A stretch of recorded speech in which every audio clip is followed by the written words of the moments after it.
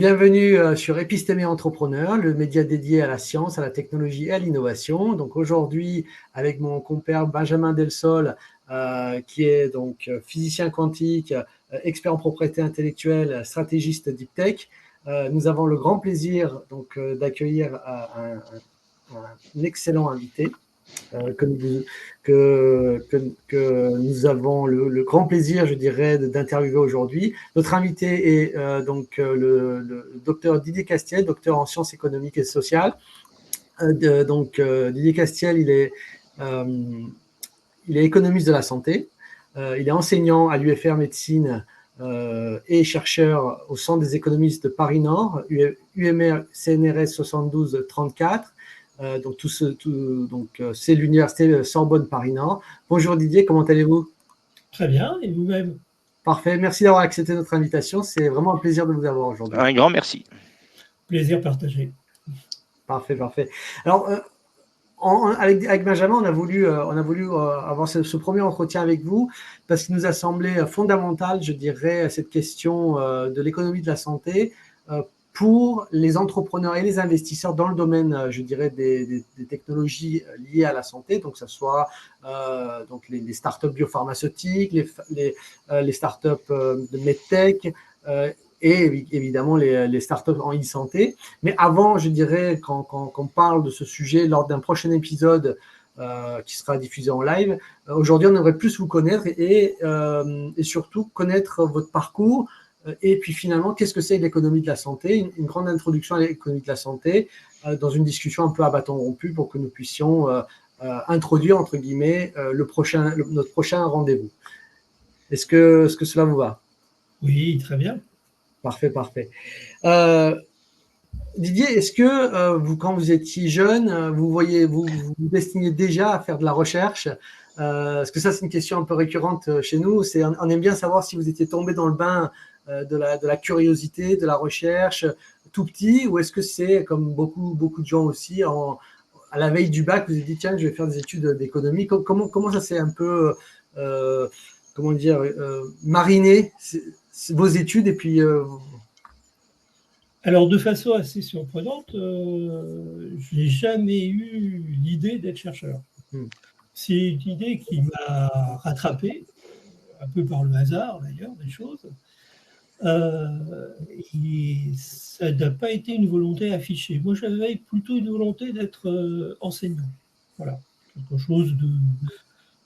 J'avais profondément, moi, la volonté de transmettre un savoir, d'accompagner. Ça, c'était quelque chose que j'avais envie de développer. Et en fait, historiquement, on va dire, les choses ont été un peu refusées, les portes ont été un peu fermées par rapport à ça. Et donc, mais reprenons plutôt le parcours, un peu remontant le fil du temps, et puis pour vous expliquer comment on tombe dans l'économie de la santé, sachant que c'est vraiment déjà, autant le dire tout de suite, un tout petit monde. En France, nous sommes 200 à être économistes de la santé, de façon, on va dire, quasi autonome, rattachés plus ou moins à des universités. 300 si on tient compte de ceux qui travaillent dans l'industrie pharmaceutique. Bon, ça fait une centaine de personnes de plus en tant qu'économistes de la santé qui travaillent dans l'industrie pharmaceutique. Bon, voilà, donc c'est vraiment un tout petit monde. Excusez-moi, je vous coupe Didier, parce que vous dites 200 à 300 économistes de la santé. Par économistes de la santé, vous spécifiez bien économistes de la santé. Vous ne parlez pas, je dirais, des médecins épidémiologues, santé publique au sens large du terme. Pas du tout. Je ferai bien une distinction entre épidémiologie et économie de la santé. Alors certains ont essayé au fil du temps, au fil de l'histoire, d'associer, d'instrumentaliser l'économie de la santé à la santé publique, en faire un outil de la santé publique ou de l'épidémiologie selon les périodes. Moi, je m'inscris en faux par rapport à cette volonté affichée d'instrumentaliser l'économie de la santé. Non, l'économie de la santé a réussi, en tout cas, personnellement, j'en ai été l'étendard, enfin, j'ai voulu en être l'étendard, a réussi donc à développer ses propres modèles d'analyse et de construire quelque part une discipline à part entière. Même si on est un petit corps, hein, voilà, 300, bon, c'est vraiment une goutte d'eau dans la mare des enseignants-chercheurs.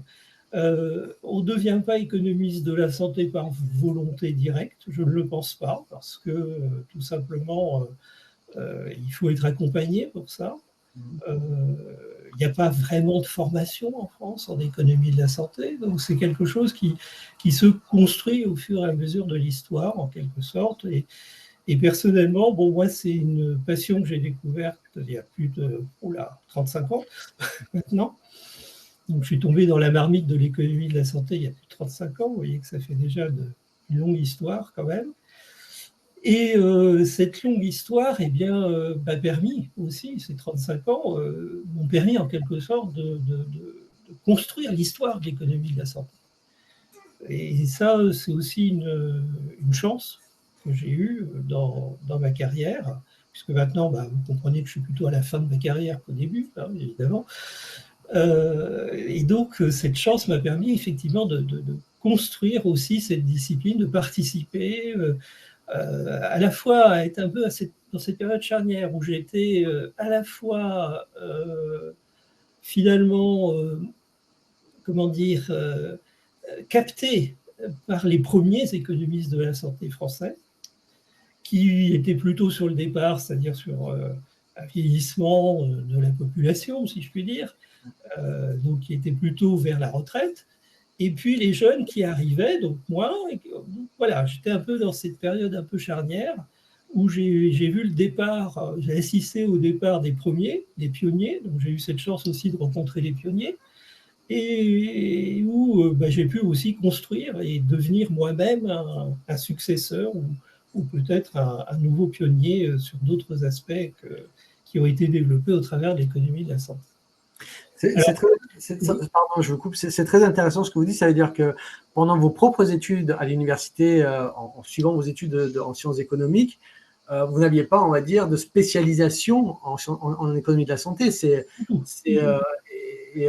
Et en plus, c'est très intéressant parce que c'est l'économie de la santé, les règles, je pense qu'on va dire les règles physiques de l'économie de la santé sont un petit peu différentes de l'économie classique marchande, de l'offre et de la demande classique. Et donc, vous avez dû tout réapprendre, littéralement. Est-ce que c'est pendant votre propre doctorat que vous êtes spécialisé en économie de la santé ou c'est même Alors, après? non, c'est un petit peu avant, légèrement avant, du fait du hasard. Hein, bon, pour reprendre les choses chronologiquement, donc je me suis inscrit après mon baccalauréat en fac d'économie. Bon, voilà. J'aurais pu d'ailleurs m'inscrire ailleurs. J'ai un peu suivi le mouvement, je ne savais pas trop où je mettais les pieds, ça m'intéressait moyennement, je ne savais pas ce qu'était l'économie, j'avais fait un bac scientifique, donc moi l'économie, je n'en avais jamais fait, je ne savais pas ce que c'était, et bon, voilà, je me suis inscrit un peu comme ça par hasard. Bon, ça n'a pas été la passion tout de suite, hein, autant le dire tout de suite. Mais bon, je me suis investi en économie de la santé, enfin, je me suis investi, pardon, en sciences économiques jusqu'à un DEA, donc à l'époque, ce qu'on appelait un DEA, hein, donc ce qui est un master, ce qu'on appellerait aujourd'hui un master recherche. Et donc, au décours de ce DEA, alors, moi, ma formation, si vous voulez, c'était plutôt celle de ce qu'on appelle un économètre, c'est-à-dire les mathématiques appliquées à la science économique. Bon. Donc vraiment l'aspect très pointu, les chiffres, voilà. Donc c'était un petit peu ça. Tout simplement d'ailleurs parce qu'au fur et à mesure que j'avançais dans mes études d'économie, je voyais les copains qui partaient, qui quittaient la fac et qui se retrouvaient, alors sans connotation péjorative de ma part, mais en tout cas moi, ce n'était pas mon aspiration, qui se retrouvaient guichetiers à la banque. Donc la perspective après des études de sciences économiques, une licence ou une maîtrise, c'était de finir guichetier à la banque. Bon, moi, ça ne m'intéressait pas franchement. Quand j'ai commencé des études d'économie, je ne pensais jamais que j'irais jusqu'au doctorat. Il faut être très clair là-dessus. Je ne pensais jamais que je serais chercheur. Mais bon, voilà, les choses sont faites comme ça. Donc, je vais essayer de vous expliquer rapidement comment on y arrive. Donc, je m'inscris en DEA d'économie appliquée, donc économétrie, dimension économétrie. Je fais un mémoire pour ce DEA qui porte sur le système Eurotunnel, version économétrique. À l'époque, on est dans les années 80, donc le système Eurotunnel est en train d'émerger. Il n'existe pas encore, mais le tunnel est en construction, et je crée un modèle économétrique qui permet de dire que finalement ce sera un projet non rentable. Toutes les personnes que je connaissais qui avaient acheté des actions Eurotunnel à cette époque se sont empressées, après mon travail, de les vendre. Grand bien leur en a pris, puisque à l'époque, au summum de ce travail que j'avais fait, l'action était à 120 francs, en francs encore, et elle est descendue à 5 francs et quelques très rapidement. Bon, donc il y a eu plein de gens qui m'ont remercié de ce conseil et travail que j'avais pu faire. Bon, voilà, donc on était vraiment dans l'option économétrie à part entière, donc rien à voir avec la santé, comme vous pouvez imaginer. Bien. Et puis, au décours de ce DEA, alors là, il y a une demande qui se fait sentir par la fac de médecine qui était rattachée à mon université. Moi, j'ai fait mes études à l'université Paris 12 à l'époque, donc qui était Créteil, Val-de-Marne. Et donc, il y a une demande qui émane d'un service de la fac de médecine pour faire une étude économique en santé sur la prise en charge des malades coronariens. Bon. On avait tous nos sujets de mémoire à ce moment-là. Personne ne répond, personne n'est très intéressé. L'enseignant qui propose ça se trouve un peu en porte-à-faux par rapport à ses collègues de la fac de médecine, puisqu'il n'y a pas de réponse à apporter, donc devient un peu insistant. Alors, moi j'ai dit oui, bon, pourquoi pas, on peut aller voir, de toute façon, je risque rien de les rencontrer. Et puis on verra bien. Et me voilà embarqué dans, vous n'imaginez absolument pas quoi, je me retrouve du jour au lendemain débarqué dans le service de Pierre Huguenard. Pierre Huguenard, c'est le type qui a fondé la médecine, c'est le fondateur de la médecine d'urgence, c'est le fondateur des SAMU, avec Henri Laborie. Donc une pointure assez importante. C'est aussi le fondateur de l'anesthésie moderne. Voilà, moi je me retrouve là, comme ça, dans ce service, accueilli. On attend beaucoup de ma venue, on attend énormément du travail que je vais pouvoir réaliser. Bon, je ne l'ai pas encore accepté, hein. Oui. Mais ils sont très partants pour accueillir un économiste. Autant le dire tout de suite, je ne sais pas comment je vais faire si j'accepte la chose, parce que je n'ai jamais fait d'économie de la santé, je ne sais pas ce que c'est, il n'y a pas eu de formation. Alors, à Paris 12, on avait une enseignante qui était spécialiste en économie de la santé. C'est toujours refusé à faire des cours en économie de la santé, en disant « ça n'intéressera personne ». Si je fais un cours d'économie de la santé, j'aurai 3 pelés, donc ça n'intéressera personne. C'est un peu surprenant. Bon, on en est là. Et donc, je me retrouve proposé un superbe sujet sur la prise en charge des malades coronariens par thrombolytique. Bon, donc il y a un traitement, une injection qui est faite au moment de l'infarctus du myocarde pour permettre une refluidification des artères, pour dissoudre le caillot dans là où les artères bouchaient. Donc c'est un traitement qui doit se faire en urgence. Plutôt on le fait, plus on est efficace, on va dire comme ça.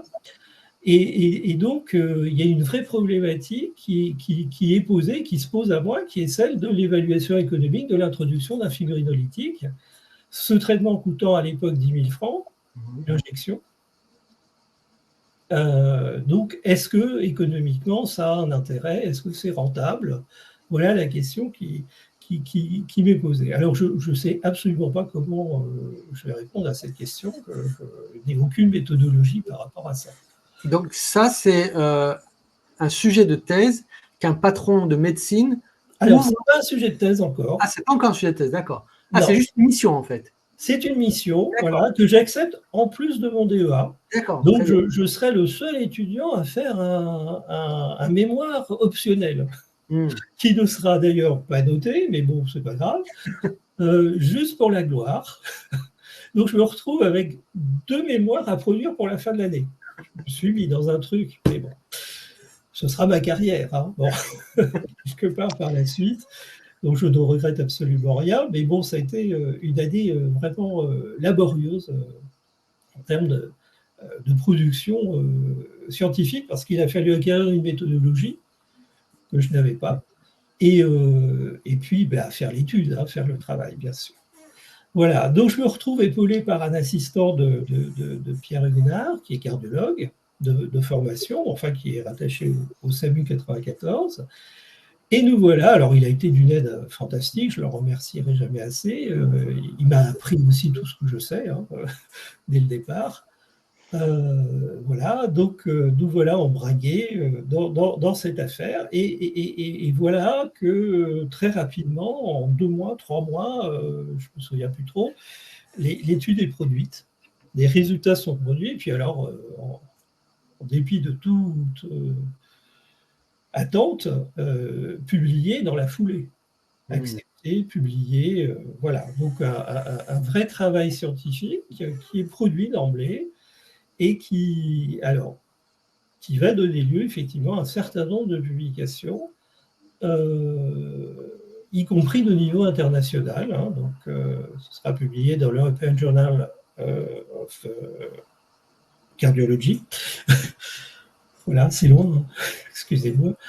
Donc, pas dans un journal économique, dans un journal médical. Alors, dans un journal médical. Alors, paradoxalement, c'est ça qui est très intéressant, c'est qu'en France, les revues économiques sont fermées aux économistes de la santé, alors que les revues médicales sont complètement ouvertes aux économistes de la santé. Donc ça, c'est un truc à savoir. C'est beaucoup plus, alors entre guillemets, facile, oui et non. En tout cas, il y a une ouverture beaucoup plus claire sur les revues médicales que sur les revues d'économie, en ce qui concerne en tout cas l'économie de la santé. Voilà, donc ça va donner lieu à des publications de niveau international, bien sûr. Donc ce sera publié aussi dans Pharmacoeconomics, donc un autre aspect qui viendra un peu plus tard, mais qui sera publié dans Pharmacoeconomics, donc qui est une revue dédiée, par définition, à l'économie de la santé, qui est une revue australienne d'ailleurs, on a tendance à l'oublier, et qui est une excellente revue. J'ai eu l'occasion de publier dans les premiers numéros. Bon, voilà, j'ai participé un peu au lancement de la revue, donc ça c'est aussi un vrai plaisir, un vrai bonheur. Voilà. Donc, on finit cette étude qui donne lieu donc à un certain nombre de publications, et du coup, la fin de l'année arrive, je soutiens mon mémoire, bon, très bien. Ça se passe bien d'ailleurs sur le système Eurotunnel. Bon. Celui en économie de la santé, oui, il n'est pas présenté, hein, forcément, puisqu'il reste optionnel, donc ce n'est pas prévu dans les textes. Donc voilà, je me le garde sous le coude, mais c'est pas grave.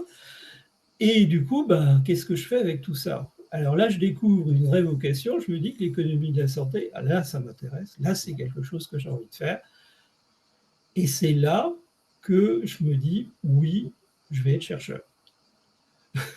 Voilà, c'est là le déclic, pas avant. Hein. C'est pas tout petit ou même au niveau du bac où je me dis, je vais être chercheur. Encore que, on peut se poser la question parce qu'il y a eu quand même des signes avant-coureurs. Mais bon, je ne vais pas vous raconter ces anecdotes. Ah si, on est preneur. Hein. Toujours. Bon, Je crois que ma vocation pour la recherche, en fait, elle est née au niveau de la terminale, de la préparation du baccalauréat. Véritablement, je crois que ce qui m'a parlé très tôt, c'est le cours de sciences naturelles, sur de la vie, on appelle ça aujourd'hui.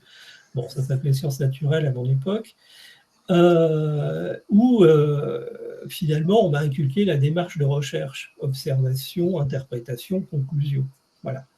Et ça me parlait. C'était quelque chose que je sentais. Alors, ça n'a pas déclenché la fibre pour dire je serai chercheur, mais c'est quelque chose qui m'a parlé tout de suite. Cette démarche de recherche, c'est quelque chose que je retrouverai par la suite et qui finalement m'a accompagné. Donc je remercie aussi cette enseignante qui doit être maintenant bien âgée, puisqu'à l'époque elle avait une quarantaine d'années, de m'avoir inculqué ces notions, qui d'ailleurs pensait que je n'arriverais jamais à avoir mon bac. Hein. Voilà, ça pour l'anecdote. J'étais tellement mauvais en sciences naturelles, j'avais tellement de mauvaises notes, et finalement, c'est grâce aux sciences naturelles que j'ai eu mon bac, parce que j'ai eu 18 matières. Un 18 sur 20 coefficient 4, ça m'a fait beaucoup de points. Voilà. Et donc, ça m'a permis d'avoir le bac. Voilà. Bon, comme quoi la fibre recherche était déjà un petit peu présente, mais cachée. C'était larvé. Alors, ça ne m'a pas permis de dire je serai chercheur, ça ne m'a pas permis de dire d'ailleurs je vais me tourner vers les sciences de la vie ou vers la biologie. Non, je suis allé vers l'économie. Hein, donc voilà, il n'y a pas de cohérence de fond sur ces choses-là. Voilà, donc ça c'était pour l'anecdote. Et donc, à la fin de mon DEA, eh bien, fort de deux mémoires, bon, qu'est-ce que je vais faire? Est-ce que, deux possibilités, je continue sur l'économétrie ou je continue sur la santé. Oh, je n'ai pas hésité longtemps. Ça a été la santé, vous vous en doutez, bien entendu. Le choix s'est fait très, très naturellement parce que, aussi sec, cette étude publiée, on me propose d'en faire un sujet de thèse, d'aller beaucoup plus loin et d'en faire un sujet de thèse dans le cadre d'un projet de recherche européen qui porte sur la prise en charge de l'infarctus du myocarde. Donc je me retrouve dans un programme de recherche européen très vite et avec un sujet de thèse tout trouvé, hein, puisque voilà la continuité et en plus un financement. Et toujours dans le même labo, enfin labo, on va dire dans le service de ce patron de médecine. Toujours. Ou ailleurs. Toujours alors, c'est une étude européenne, donc forcément, il va y avoir. Alors, comme la France est le seul pays européen à avoir un SAMU, puisqu'il a été voulu par Pierre Hénard,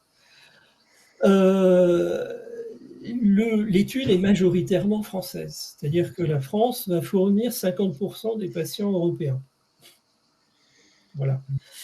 Mais ça se passe aussi dans les autres pays, avec des systèmes de prise en charge différents. Et l'idée, c'est d'évaluer cette fois-ci la précocité de la prise en charge, sachant, et ça c'est l'hypothèse, que l'intervention la plus rapide possible est possible au travers des SAMU et des services d'aide médicale urgente. Autrement dit, l'idée, c'est est-ce que, primo, ça vaut le coup, est-ce qu'il y a un bénéfice-risque ou pas d'apporter le traitement thrombolytique chez les gens directement, parce que c'est le moyen d'être le plus rapide possible. Voilà, donc ça c'est la problématique qui se pose au niveau européen. Alors elle est intéressante aussi puisqu'il y a des disparités de prise en charge, bien entendu, la France étant l'exemple type par rapport au SAMU, hein, on est le seul à avoir des médecins dans l'ambulance, hein, donc voilà. Donc ça veut dire qu'on peut intervenir très vite puisqu'on peut mettre en suspicion d'infarctus, on peut mettre un cardiologue dans l'ambulance SAMU.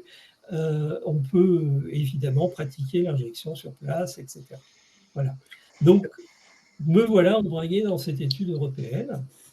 Et moi, il y a quelque chose qui m'intéresse là, c'est votre environnement de travail. Donc, vous êtes entouré de médecins. Oui, complètement. Vous n'avez pas de référent senior, on va dire, en économiste qui pourrait vous guider? Alors, il me faut bien, pour m'inscrire en thèse, l'aval d'un Directeur de thèse. directeur et d'un directeur, puisque je veux soutenir cette thèse en sciences économiques malgré Bien tout, sûr.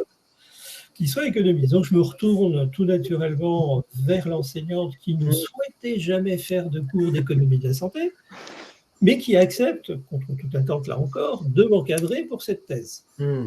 Bon. Alors, elle fera un encadrement très discret. On se verra au début pour signer les papiers, au milieu pour signer l'éventuelle réinscription, et puis à la fin pour la soutenance. Voilà. Donc en fait, elle n'a pas dirigé le travail. Bon. Et donc j'ai été accompagné véritablement par l'équipe médicale, par l'équipe du service de Pierre Gunard. Donc j'ai fait une thèse en économie de la santé, il faut quand même le savoir, accompagné que par des médecins. Splendeur des paradoxes, si l'on est. Et ce qui est fou, c'est que, encore une fois, quand on étudie l'économie mainstream à la faculté, il y a des lois, il y a des lois physiques de l'économie, de l'offre, la demande, sur les prix et la réaction des acteurs par rapport au prix. Alors que dans le monde de la santé, c'est un autre univers, c'est d'autres lois physiques, en presque, j'ai envie de dire, qui régissent. Et donc ça, vous avez dû le découvrir par vous-même. Ah oui, complètement. C'est fascinant. Complètement, donc c'est vraiment autodidacte. Alors, je sentais quand même que je manquais un peu de bagage. Bon. Donc, en même temps que ma thèse, je me suis inscrit dans ce qu'on appelait le DESS de gestion des services de santé à Dauphine. Bon, ce qui m'a permis de m'armer un petit peu et donc voilà, je me retrouve chez Émile Lévy aussi en même temps que de faire une thèse. Ah oui, je les ai cumulées ces années. Il y avait du boulot. Bon, voilà. Donc, alors, rebelote à mémoire, rebelote des cours, rebelote, voilà. Et en même temps, une thèse, en même temps, une étude. Alors, prenante, chronophage, vraiment.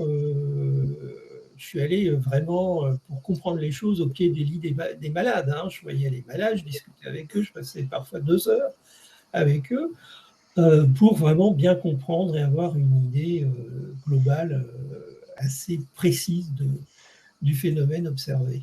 Voilà, enfin étudié plutôt. Donc un gros travail de thèse qui aboutit très vite et qui aboutit en 2 ans et 6 ou 7 mois. Donc une thèse qui est quand même prête rapidement. Voilà. Je me retrouve docteur à 26 ans, du coup. Bon, donc ça c'est aussi, ça m'a poussé quelque part. Et puis là, bien sûr, une fois docteur en sciences économiques, voilà, quelle est la suite logique? La suite logique, c'est de rejoindre l'université. Sauf que l'université ne veut pas de moi. Il n'y a pas de poste. Oui. Alors, c'est pas qu'il n'y a pas de poste. Des postes, il y en a. Bah, vous êtes un mouton à 5 pattes, en fait. Mais pas en économie de la santé. Ah, c'est même pas ça, parce que, vous savez, les lois de la publication des postes à l'université, on publie le poste parce qu'on a le candidat, c'est pas parce qu'on a le besoin. Vous savez ça, quand même. Donc, s'il y a une volonté de recruter quelqu'un, on publie Il faut regarder les publications de postes, toujours très intéressant. Plus vous voyez des profils pointus, plus vous savez qu'il y a quelqu'un de prévu sur le poste. Donc là, c'est quand même quelque chose d'intéressant à regarder, une vraie étude socio-anthropologique à faire là-dessus aussi. Mais bon, enfin, ça, c'est encore un autre débat. Et donc, je me retrouve finalement là, voilà, donc prêt à occuper un poste qu'on ne veut pas me donner d'ailleurs. Bon, très, très clairement, on me le dit. Voilà, bon. J'ai été très touché aussi pour ma soutenance de thèse. Pierre Huguenard est venu. Ça m'a fait énormément plaisir. Il a été très paternaliste. Il a essayé de faire ma publicité auprès du doyen, que le doyen me donne un poste. Bon, il a été très, très... Bon, ça n'a pas fonctionné, mais mais voilà, bon, c'était sympathique de sa part. Je me souviens de ces mots. Hein. Bon, il est décédé en, je ne sais plus, 2006, je crois, ou quelque chose comme ça, je ne sais plus. Bon. Mais je me souviens de ces mots encore. Il m'a dit la chose suivante. Ah là là, c'est extraordinaire. Hein. C'est quand même d'un autre niveau que nos thèses de médecine. Ah bah oui, là, c'est une thèse de recherche, hein. Ça a dû leur faire bizarre, hein, de... Voilà, ça lui faisait un peu bizarre. Mais bon, voilà, il avait découvert en même temps un autre monde qui était celui de, oui, pas d'une thèse d'exercice, mais d'une thèse de recherche. Quoi. Voilà. Bon, ça, c'était aussi une autre anecdote en passant. Voilà. Donc, je me retrouve finalement quasiment dans une impasse, hein, très, très clairement. Bon, je ne sais pas trop quoi faire. On me dit, bon, j'essaie de comprendre quand même ce qui ne va pas, pourquoi on ne veut pas de moi. Alors, premièrement, il y a un professeur d'université, je ne citerai pas le nom, qui me dit la chose suivante, écoutez, mon cher ami, il faut que vous compreniez une chose, c'est que moi, professeur d'université, j'ai moins de publications que vous, jeunes doctorants, qui venez de soutenir. Donc, il y a quand même un problème. Sinon, on ne va pas vous nommer. Ok. Bon, donc là, j'ai compris que j'avais trop publié déjà. Bon, ok. Et les choses vont continuer. Malheureusement, ils n'ont pas arrivé à m'étouffer par rapport aux publications, puisque j'arriverai à 200 publications aujourd'hui. Donc, voilà. Ils n'ont pas réussi à m'éteindre. Ils ont essayé, mais bon, ils n'ont pas réussi. Donc, j'ai été très, très prolixe par la suite. Et donc, bon, je comprends que l'université, c'est pas pour moi. Voilà. Donc, bon, que faire que VGT. On me propose un poste d'ATER dans un IUT. Bon, en attendant, le poste d'ATER, c'est temporaire, hein, par définition. Bon, je prends ça, par défaut. Voilà, on verra. Voilà. Donc, pas d'accueil. Mon université d'origine ne veut pas de moi, c'est très clair. Entre-temps, il y a la fondation Sanofi Thrombose pour la recherche qui sort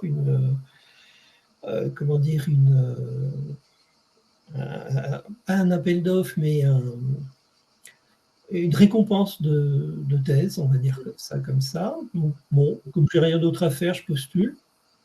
Voilà. Donc, je présente mes travaux de thèse à la fondation Sanofi Thrombose pour la recherche sans rien attendre. Bon. Contre toute attente, on m'invite. Les trois premiers sélectionnés sont invités à Munich pour recevoir, donc par ordre décroissant, un prix. Bon, donc j'en déduis que je suis parmi l'un des trois.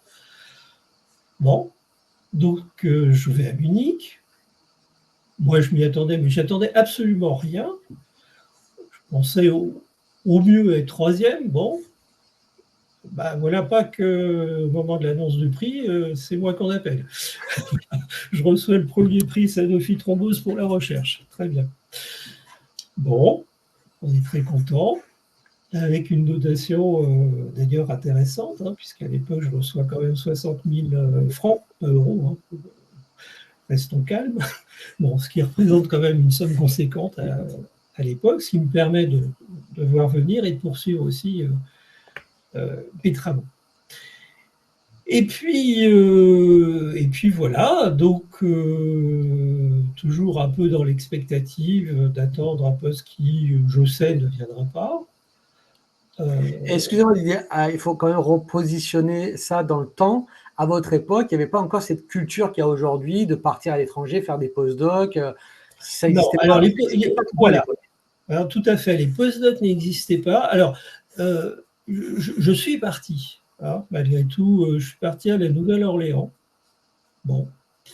Pour vous expliquer les choses, comment dire rapidement, dans le jury, il y avait dans le jury du prix Sanofi Thrombose pour la recherche. Il y avait un Américain de l'université de Baltimore, John Hopkins. Et donc, il s'appelle Grégory Delissovoy. Enfin, il est toujours à John Hopkins, d'ailleurs, il n'a pas encore pris sa retraite. Et il est subjugué par mes travaux, il veut à tout prix savoir ce que je deviens par la suite, etc. Et donc, il m'invite. Donc, je pars à Baltimore, et là, donc à John Hopkins, il me dit, voilà, il y a un poste à la Nouvelle-Orléans, est-ce que ça t'intéresse? Alors, c'est pas un postdoc, hein. Il n'y avait pas la culture du postdoc, mais j'ai dit oui, pourquoi pas. Bon, j'avais rien à perdre, de toute façon, la France ne voulait pas de moi. Donc, je pars à la Nouvelle-Orléans. Bon, c'est que 3 heures d'avion, tout va bien. C'est pas très loin, on est plus assez près. Et je me retrouve, alors, c'est assez extraordinaire. C'est la région des Cajuns, non? C'est là où ils parlent français, non? Oui, absolument. Mais surtout, cette fac à la Nouvelle-Orléans, c'est une fac de maladies parasitaires et maladies tropicales. Je me retrouve, quand même, il faut le faire. Je me retrouve en poste dans une université de maladies parasitaires et tropicales, donc plutôt épidémiologie, santé publique, mais plus épidémiologie, complètement ouverte, puisqu'elle est ouverte à l'économie de la santé, et ils cherchent un économiste de la santé. Donc, c'est assez fantastique, quand même. Bon. Voilà, donc je signe un contrat, je n'ai rien d'autre à faire, de toute façon, on me proposera de mieux, donc je signe un contrat pour 1 an. Voilà. Ça se passe très bien, c'est super sympa. Vraiment, les étudiants sont sympas. Moi, je pense que, d'ailleurs, le fait qu'ils payent leur scolarité fait qu'ils en veulent. Et voilà, je pense que c'est finalement un bon système. Alors, je ne fais pas l'apologie de l'université privée, hein, il ne faut pas entendre ça dans mes propos, mais je trouve que faire participer ne serait-ce qu'un peu les gens et que ce ne soit pas complètement gratuit, ça permet d'avoir un public intéressé et du coup intéressant aussi, voilà, qui permet de progresser. Donc, je me retrouve là-dedans, très, très, très sympathique d'ailleurs. Bon, au bout d'1 an, je ne souhaite pas renouveler. Hein,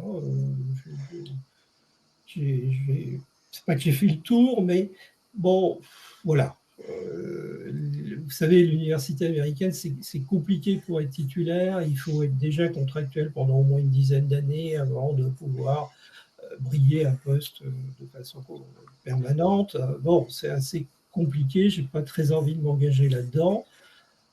Ça reste la Nouvelle-Orléans. Alors oui, il y a une petite communauté française, mais enfin bon, voilà, c'est pas le but du jeu. Voilà, donc je repars en France au bout d'1 an, baluchon sur le dos. Et là, contre toute attente, je me retrouve sollicité très vite par des chercheurs de tête qui cherchent un économiste de la santé pour le compte de l'École nationale de la santé publique, celle de Rennes, celle qui forme les directeurs d'hôpital, qui cherchent désespérément leur économiste de la santé depuis des années, ou en tout cas pas mal de mois, et qui, en désespoir de cause, font appel à un chasseur de tête. Voilà. Donc, je me retrouve contacté par un chasseur de tête à Lyon. Et puis, alors ça, c'est tout confort. Hein. Moi, je conseille vraiment les cabinets de recrutement comme ça, c'est vraiment génial. Ils s'occupent de tout. Hein. Ils gèrent les rendez-vous pour vous, ils s'occupent de tout. C'est vraiment génial. Voilà, et donc je me retrouve très vite embauché à l'École nationale de la santé publique. Voilà. En tant qu'économiste de la santé, avec alors un nouveau challenge, tout créer. Il n'y a rien. L'économie de la santé à l'École nationale de la santé publique, c'est une conférence de 2 heures réalisée par Louis Omnes. Alors Louis Omnes, à l'époque, c'était le grand ponte, on va dire, de la direction de l'hôpital, donc celui qui parlait d'économie de la santé, donc un directeur d'hôpital qui parle d'économie de la santé, c'est assez surprenant, mais bon, c'est ça. Je me rappellerai toujours d'ailleurs d'une anecdote, puisque donc Louis Omnès, ça a été le fondateur de l'hôpital européen Georges Pompidou, dans le 15e arrondissement. Donc c'est lui qui avait en charge le projet. Et donc, comme on m'avait dit, il faut quand même garder les 2 heures de Louis Omnès, c'est important dans ton programme. Bon, je monte tout un programme de 50 heures de formation en économie de la santé pour les directeurs d'hôpital. Bon, je parle de 2 heures, on a 50 heures, c'est quand même pas mal. Mais il faut quand même garder la conférence de Louis Omnès, etc. Donc, je l'invite, il vient, et il fait son topo. Et donc, je le présente à la promotion de Louis Omnès, directeur du futur hôpital européen Georges Pompidou, l'hôpital du XXe siècle. Oh, il n'a pas apprécié. Il me corrige tout de suite en disant, mais non, du XXIe siècle. Oui, du XXIe siècle. Pourtant, vu tous les problèmes qu'ils ont eus, je pense que c'est bien resté l'hôpital du XXe siècle. Enfin bon, c'est pas grave. Ça marche comme ça. Il est content, il fait son speech. Bon, voilà. Tout marche bien, donc voilà. Ils sont contents de leur recrutement, moi aussi, ça se passe bien, hein, franchement. Voilà, j'ai passé plus de 3 ans à l'École nationale de la santé publique, alors qui est devenue entre-temps l'EHESP, l'École des hautes études en santé publique. Bon, admettons. Oui, je ne mâche pas mes mots, je suis désolé. Et non, mais je pense que c'est pas en changeant le nom qu'on change les choses. Enfin, bon, c'est pas grave. Ça, c'était une anecdote. Mais j'ai vraiment passé un temps assez fantastique alors c'était très intéressant parce que autant on voulait pas de moi à l'université, autant à l'École nationale de la santé publique, on ne jurait que par moi. Il fallait que je sois omniprésent partout. On dégageait même une journée par semaine pour aller faire de la représentation ailleurs.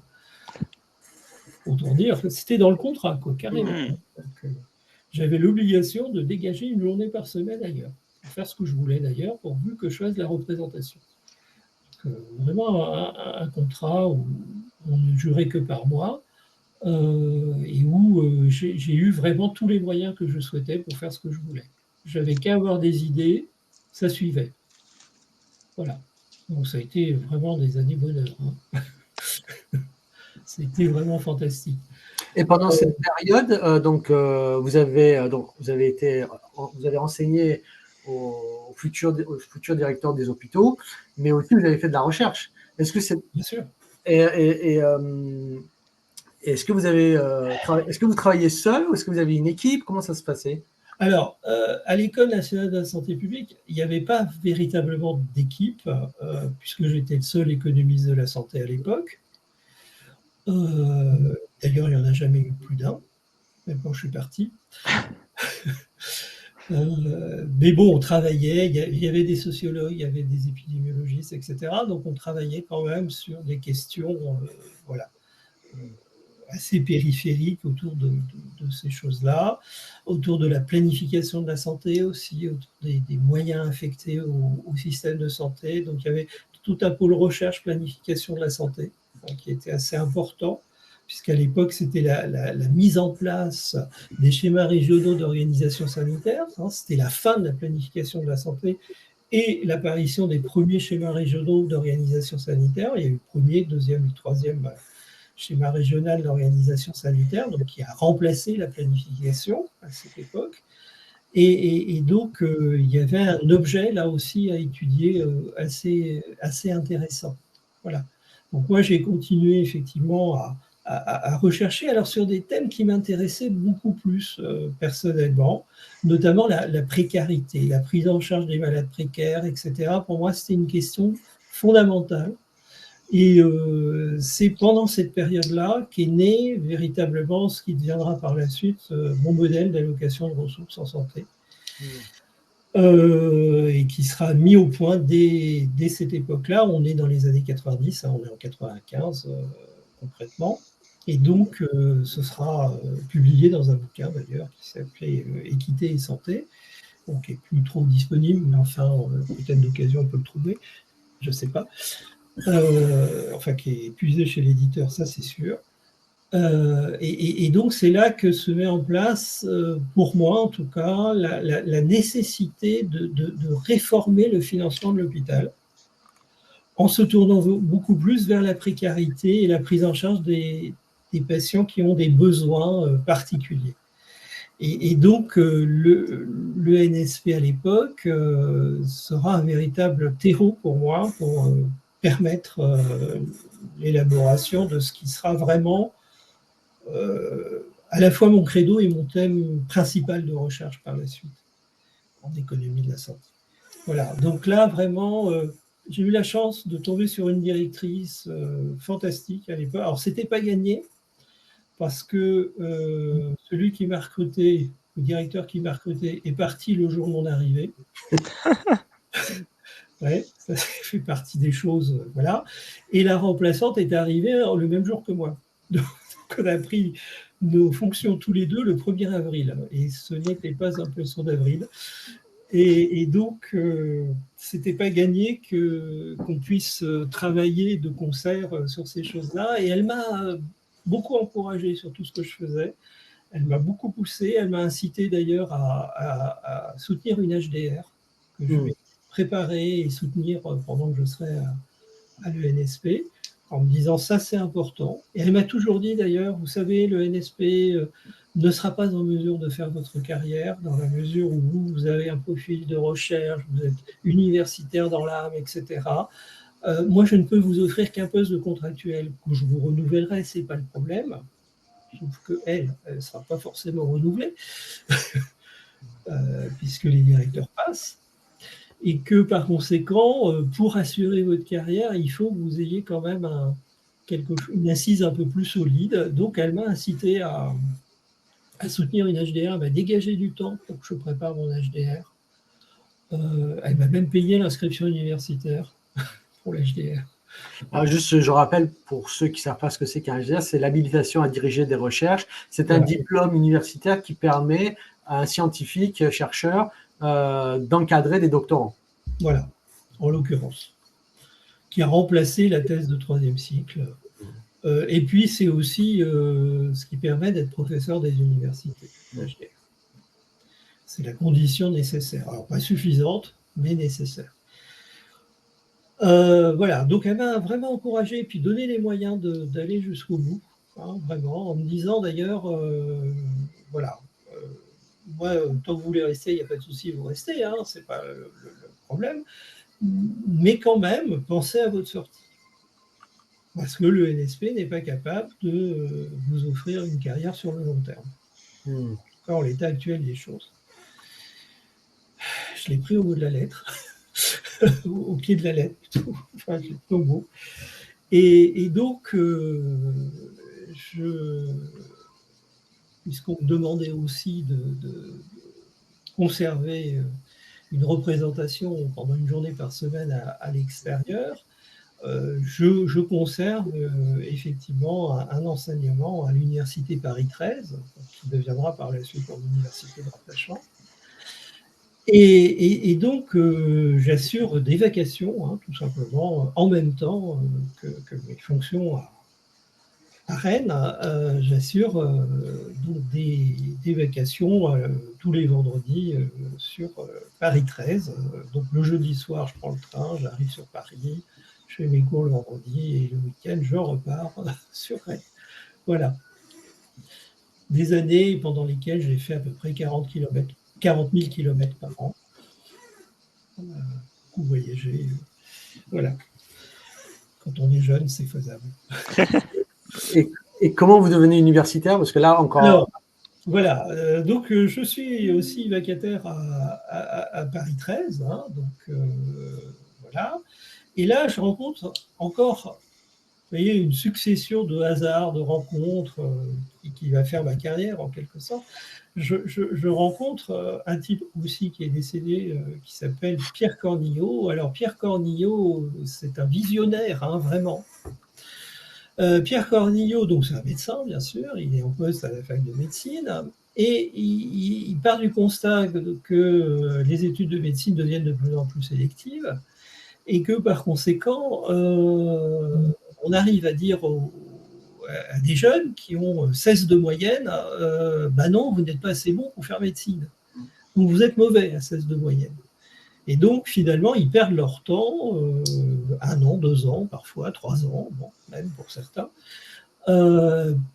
pour finalement être pas mauvais, parce que 16 de moyenne générale, on ne peut pas dire qu'ils sont mauvais, mais pas assez bons pour faire médecine. Et donc, fort de ce gâchis, fort du constat de ce gâchis, Pierre Cornillo dit la chose suivante: nous, on va mettre en place des choses intéressantes, on va offrir une formation pluridisciplinaire. Les médecins sélectionnés que sur les maths, physique, chimie, c'est pas tenable. Il faut aussi que les littéraires aient leur place, et ça peut faire aussi de très bons médecins. Il faut donc ouvrir à tout un tas de disciplines. Et il va se mettre à recruter, comme ça, au sein de l'université, tout un tas de profils. Donc, au lieu d'ouvrir des postes de médecins, il va ouvrir des postes dans toutes les sciences sociales, l'économie, bien entendu, la sociologie, l'anthropologie, etc. Tout ce qui gravite autour un petit peu. Tout ce qui gravite un petit peu autour, mais qui n'est pas la sélection à part entière voilà. Et tout en offrant alors une possibilité de valider, donc à l'époque il y avait des DUG, de valider en même temps que ceux qui sont inscrits en médecine, quand ils sont inscrits en médecine, de valider donc au moins la première année, voire la deuxième année s'ils redoublent, du DUG, de façon à avoir un diplôme à l'issue, s'ils n'ont pas eu médecine, à l'issue de ces 2 ans perdus, et de leur permettre de réintégrer tout de suite une licence de leur choix, puisqu'ils auront validé un DUG moyennant un parcours un peu allégé, mais enfin, ils ont quand même quelque chose à la fin. Et donc, cette vision très avant-gardiste, Paris 13 la fac de médecine de Paris 13 en tout cas sera très avant-gardiste dès 1968, avec cette idée de créer des diplômes qui n'existent nulle part ailleurs, souvent des DU. Il y a des DU, on a, je crois, quelque chose comme 350 DU, les plus exotiques les uns des autres.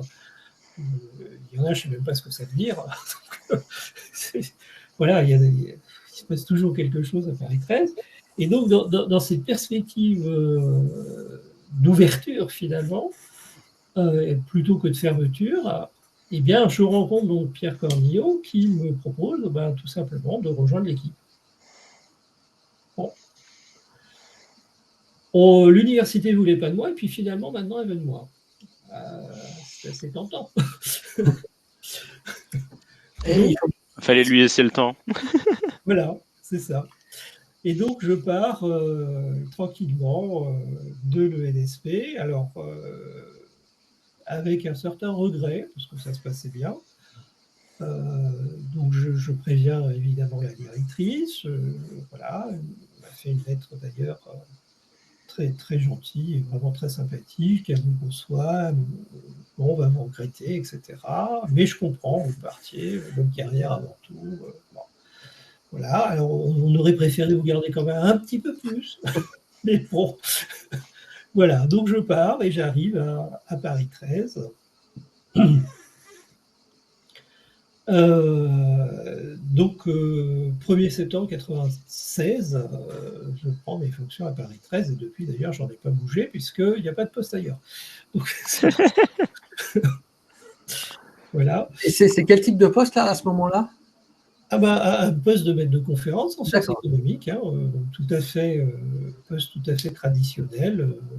Voilà. Donc, et vous aviez déjà votre HDR. Et ça c'est en général, les gens, ils deviennent maîtres de conférence et ils passent l'HDR ensuite. Mais vous avez tout fait avant, en fait. C'est ça oui, j'ai tout fait avant. C'est-à-dire, j'ai fait ma carrière en accéléré, très vite.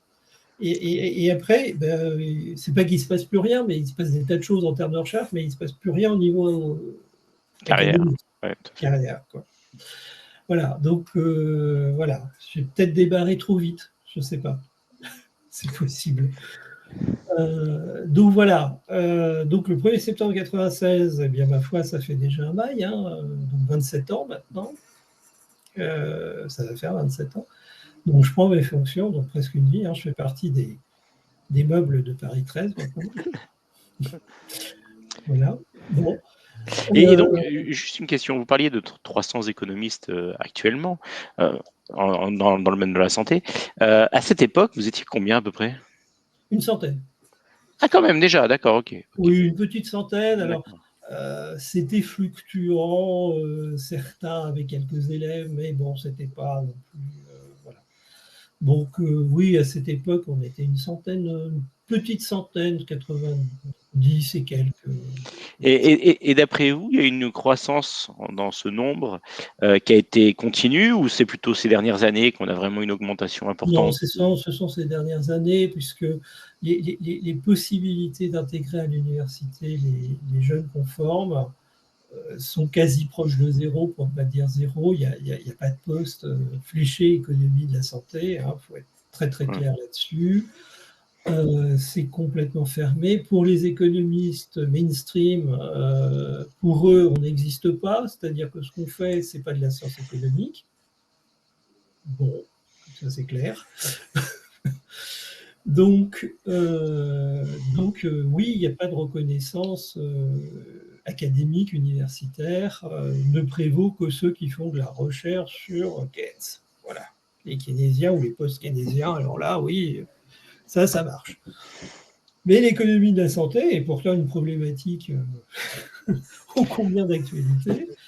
Ben non. Et par contre, votre vision des choses à l'étranger est différente ou ça... Complètement. Moi, enfin, la vision à l'étranger, elle est ce qu'elle est, elle est quand même parcellaire, puisque c'est celle de la Nouvelle-Orléans, puis celle aussi du Canada avec McGill, hein, puisque j'ai aussi été professeur associé à McGill. C'est quand même une vision fondamentale, très clairement. J'ai eu l'occasion de rencontrer des collègues économistes de la santé, de pas mal d'universités, de Floride, de Californie, etc. Bon, ça a quand même une étoffe un peu plus, voilà, de la reconnaissance, quoi. En France, non, il n'y a pas de reconnaissance de l'économie de la santé par les pairs. Ça, c'est une évidence. Mon parcours en est un témoignage. Alors, ce n'est pas une preuve, bien sûr, mais c'est un témoignage. La difficulté d'assumer d'être un économiste de la santé, c'est quelque chose de difficile quand même. Hein. Je me suis plus d'une fois remis en question. Est-ce que j'ai fait le bon choix? Et ça se comprend, hein, ça se comprend tout à fait. Ouais. Donc, est-ce que j'ai fait le bon choix? D'autant plus que, par exemple, quand j'ai soutenu ma thèse, l'industrie pharmaceutique, alors je ne sais pas comment ils l'ont su, hein, que je soutenais ma thèse, mais ils étaient là, ma soutenance de thèse. Ouais. Et ils m'ont proposé un poste, carrément, que j'ai refusé. Alors, au départ, j'y suis allé, ils me convoquent, j'y vais. Bon, je ne quitterai pas le labo, donc j'y vais. Ils me disent, voilà, on a une molécule qui marche très bien sur le marché britannique. Malheureusement, elle ne marche pas en France. Donc, on aurait besoin d'arguments économiques pour pouvoir justifier que c'est une bonne molécule. Donc, qu'est-ce que vous pouvez faire pour nous? Je leur dis, écoutez, c'est très bien, mais moi, je ne fonctionne pas comme ça. Moi, je fais des études, il y a un résultat et on assume le résultat qu'il y a. C'est pas on fait l'étude pour coller au résultat qu'on veut. Et donc, je pense qu'on ne va pas faire affaire. Et donc, on n'a pas fait affaire. Voilà. C'est plus marketing que économique. Oui, mais enfin sur des arguments économiques. Oui, bien sûr, bien sûr. Bon, donc, voilà. Bah, c'est vrai que l'objectif de l'industrie pharmaceutique, c'est de vendre, hein, c'est pas autre chose. Bon. Comme toute industrie, tout à fait. Comme toute industrie, on ne va pas se leurrer. Hein, et donc finalement, en Amérique du Nord, hein, puisque c'est surtout là où vous avez eu votre expérience à l'étranger, l'économie de la santé est quelque chose de vraiment très très important et très présente également au niveau des entreprises, j'imagine, et des startups et autres. Déjà, aux États-Unis, il y a le partenariat entreprise. Il va de soi. Hein, de facto, il va de soi. Donc forcément, on travaille avec l'entreprise.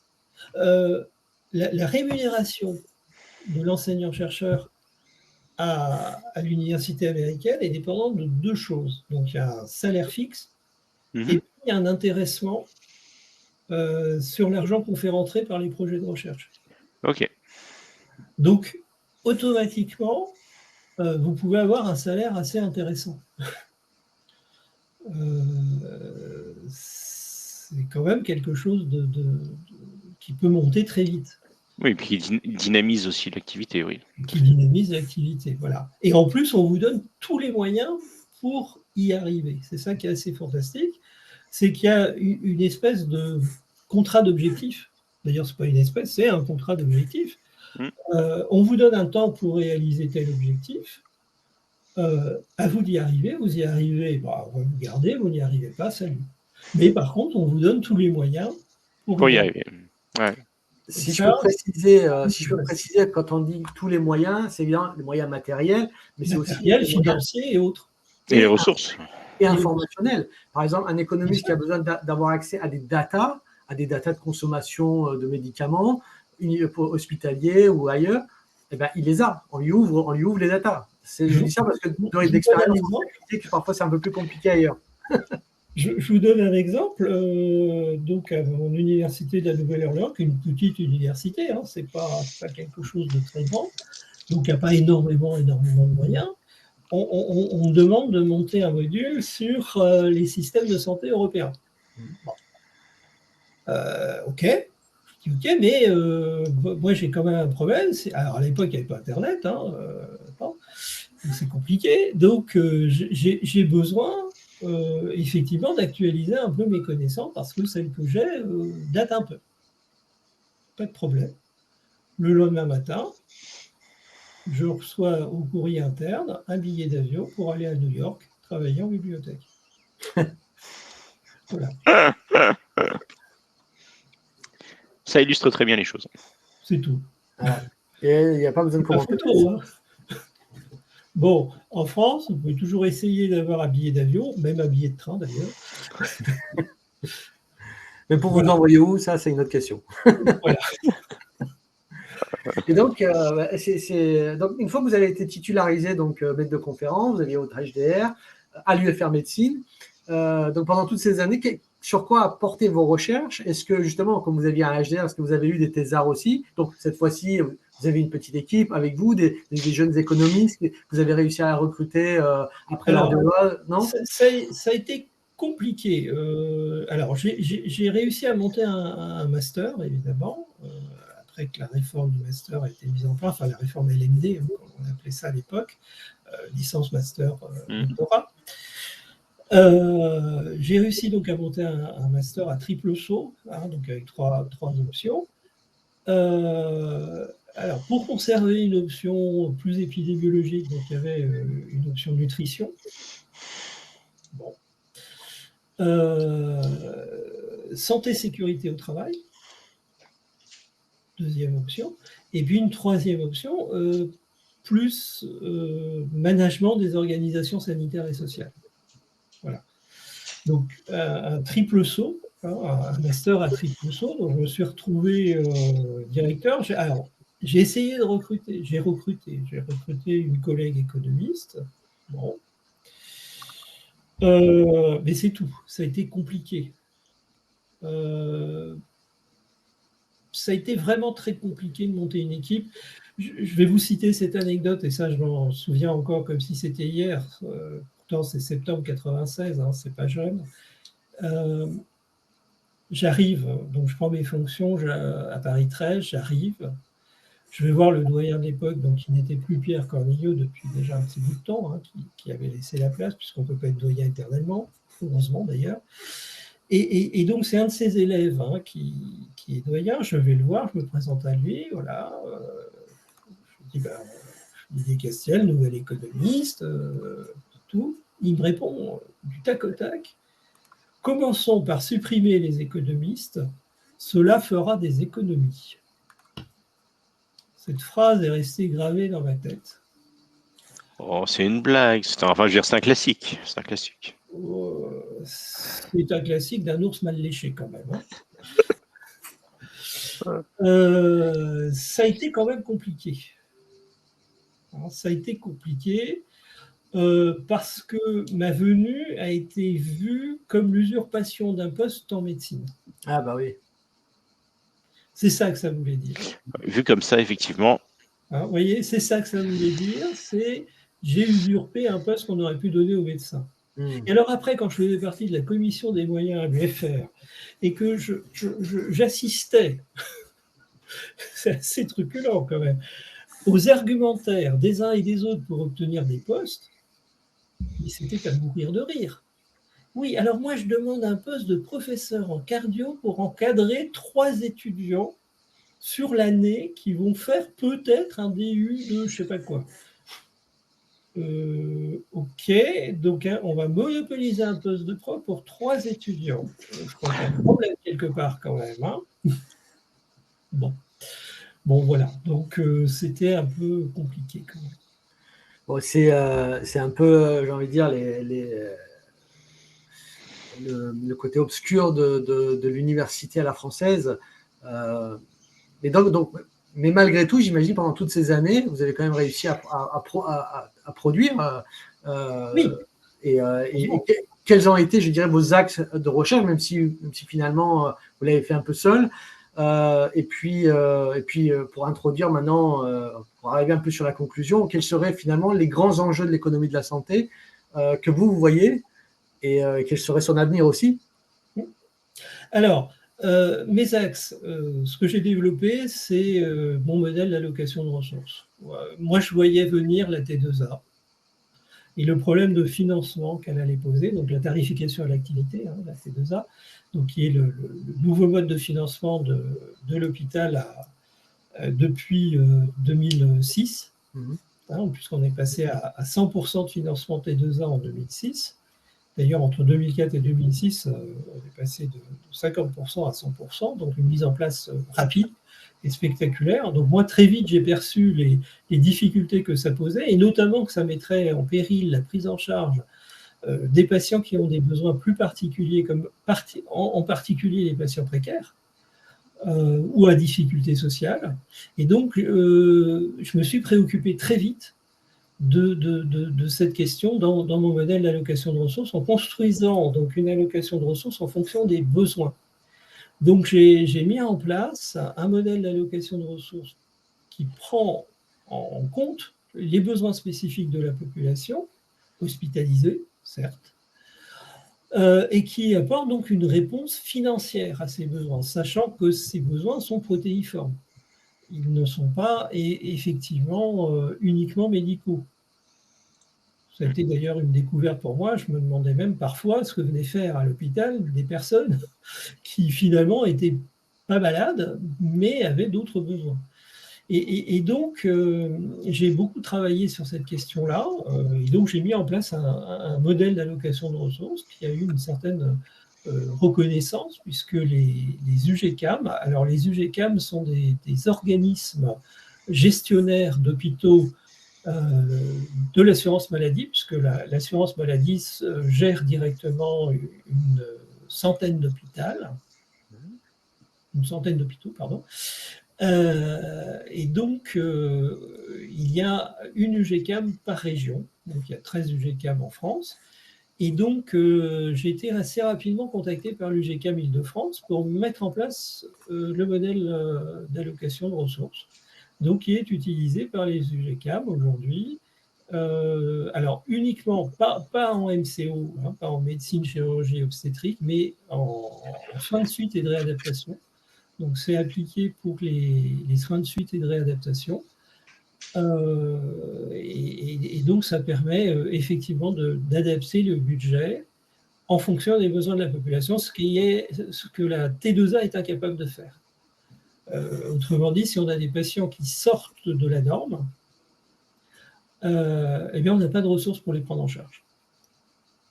Donc ça, c'est quand même un problème en soi.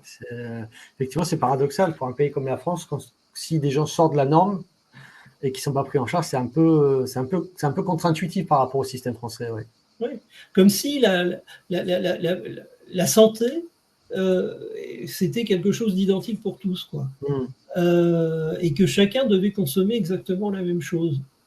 Non, sinon on n'aurait pas besoin de médecin. Il suffirait de faire de la médecine par ordinateur. Ça irait beaucoup plus simplement. Non, voilà. Donc il faut bien adapter les traitements aux besoins de la population. Donc pour moi, c'est un maître mot, hein, la réponse aux besoins, quelle que soit la nature du besoin. Le besoin n'est pas forcément uniquement médical, il peut être aussi social, de logement, etc. Bon, bref, j'ai construit un modèle qui prend en charge comme ça 30 variables différentes autour de la précarité au travers de 14 indicateurs. Ça représente 213 items, donc c'est vraiment un gros truc. Et je remercie l'UGCAM d'ailleurs de l'avoir informatisé parce que donc ça devient un logiciel aujourd'hui, un logiciel fonctionnel, donc ça permet de gagner énormément de temps pour identifier les besoins de la population et donc d'adapter éventuellement le besoin, enfin le financement aux besoins de la population. Et en plus, j'imagine que c'est exportable à n'importe quel pays, non? Ah oui, complètement, oui. C'est tellement exportable à n'importe quel pays que les États-Unis m'ont contacté, notamment l'Utah. Je me retrouve, alors c'est assez fantastique, hein, je me retrouve invité par l'Utah à Salt Lake City. Bon. Et voilà, pendant une semaine, ils m'invitent pour me présenter. Alors, au départ, c'est ça, pour me présenter l'organisation de leur système hospitalier. Bon. Je dis oui, pourquoi pas, après tout, ils m'invitent. Bon, on va y aller. Hein. Si j'attends après l'université française d'avoir un billet d'avion, je n'irai jamais. Donc, j'y vais. Alors, il me faut visiter leurs hôpitaux, l'organisation. Oh, c'est nickel. Hein. Il n'y a pas un seul malade dans cet hôpital. Hein. C'est vraiment quelque chose de fantastique. Tout est vraiment programmé. Les hospitalisations, les examens, tout est programmé. Le patient rentre le matin, il a tout son circuit qui est prêt. Il ne faut pas qu'il ait une minute de retard. Il rentre vraiment dans une usine de production. Donc c'est vraiment quelque chose de fantastique. Bon, je ne vais pas détailler plus parce que sinon on va partir trop longtemps sur ces questions-là. Mais enfin bon, voilà, quelque chose d'hyper organisé, d'hyper rationalisé. Les patients n'attendent pas, il n'y a pas de temps mort. Il y a une personne qui leur est dédiée, qui les accompagne pour qu'ils ne perdent pas de temps à aller d'un endroit à l'autre. Et en plus, ça les tranquillise aussi, ça les rassure. Bien sûr. Ça leur permet de savoir ce qui va leur arriver. Voilà, donc tout est programmé à l'avance. Bon, voilà, et donc, tout ça, je suis un peu ébahi aussi, hein, vraiment, voilà, avec derrière un système d'information extraordinaire et tout. Et puis voilà, alors arrive la fin de la semaine, enfin, on se met autour de la table, alors on fait le bilan de la visite. Bah, on dit oui, c'est bien, c'est fantastique, tout ça, bon, très bien. Et il dit, ben voilà, nous, notre problème, c'est qu'on a réussi à rationaliser. Oui, c'est pas un problème.